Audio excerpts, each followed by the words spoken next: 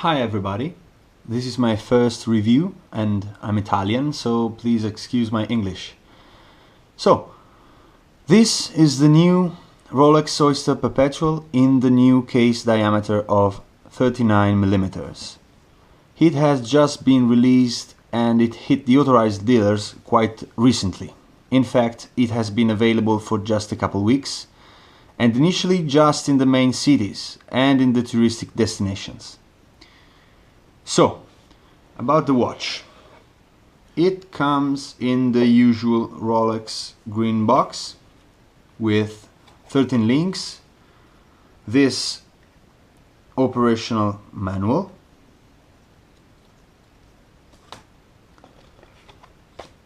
the new green Kosk wax seal,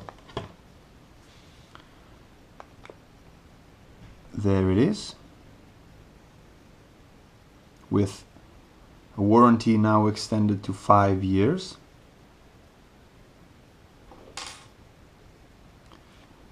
And that's the watch. There are 3 different dial colors you can choose from. I chose the so-called dark rhodium, but I have to admit that I was tempted to buy the blue one. The fluorescent green dots eventually convinced me not to do so. The last available color was the red grape with bright red dots. This particular shade of grey is an absolute novelty for Rolex, and I believe that the pairing with these light blue dots produces a nice combination, lighter and more elegant than the other two.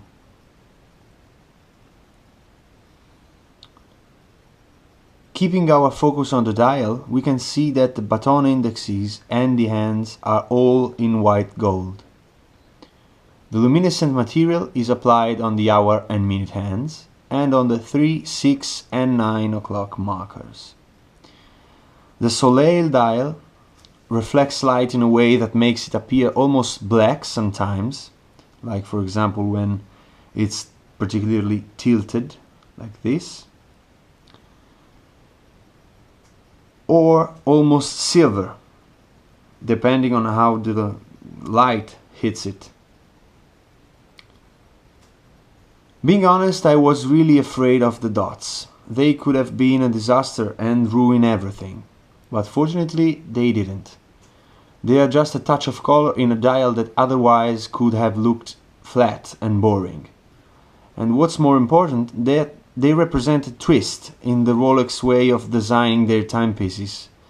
For once, and I'm not counting things like the Daytona Leopard because that is clearly the result of a creative plane crash rather than a twist, they risked and tried to appeal the younger audience who may find, for example, the Explorer 1 a little bit boring.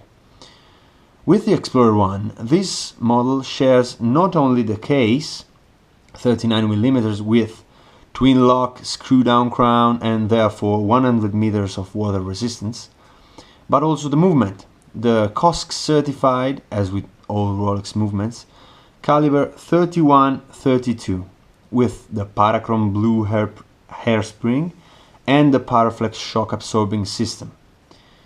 The main differences are of course the dial and the hands and the bracelet.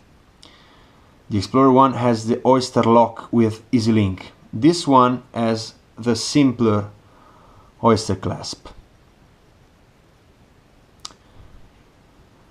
Whoever tells you that the Explorer has also more history on his side is wrong. In fact, in 1953, Sir Edmund Hillary and Tenzing Norgay didn't wear Explorers on top of the Everest. They had a model of Oyster Perpetual, which then later on Rolex called Explorer. Back on the watch, it is all brushed and polished on the sides with a smooth bezel and thin lugs. A much appreciated step back for Rolex that on almost every watch has now implemented the new thick lugs. Not that I don't like them, I love the shape of the case of my GMT, but I think on this model they would have looked unnecessarily bulky. They look good on the smaller date just because they make it appear bigger.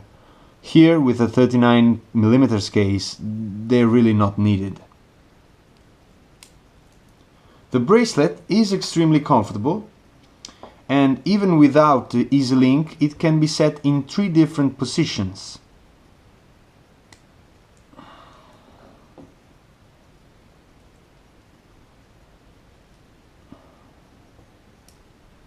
You can see there, I hope.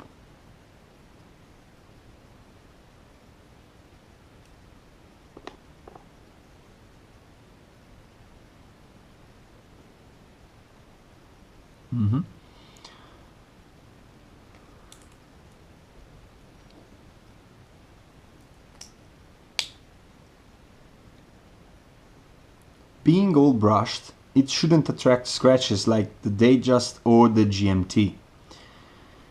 There is not much else to say about the technical features of the watch. It constitutes the base of the Rolex lineup.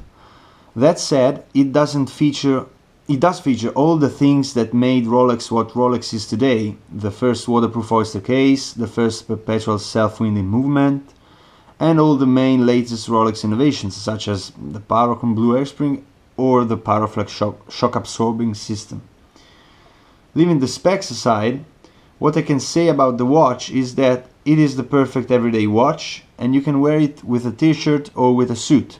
It will never look out of place. And it's not too heavy and not too light, both physically and visually. In my opinion, the size of the case is perfect for men, Hulk's wrists excluded, and even for daring women, especially in the red grape configuration. Well, bottom line, I think I can recommend this new Oyster Perpetual to everyone that needs an everyday watch, robust, quality build, both elegant and sporty. Could be the first important watch, the only watch, or a nice addition to the collection. Retail price in Italy is 5,050 euros, tax included, or if you prefer, 5,400 Swiss francs. Thanks for watching.